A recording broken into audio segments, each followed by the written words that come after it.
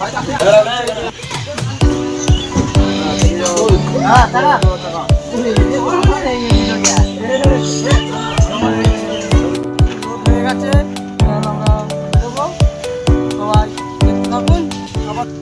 বরণডলা ভাড়া যাচ্ছে এই মালটা বাবুল টাউন দেখানো হবে। পজিশন কবে আছে? পজিশন কালকে আছে, রবিবারে আছে পজিশন, সব চলে আসবেন 3টের দিকে।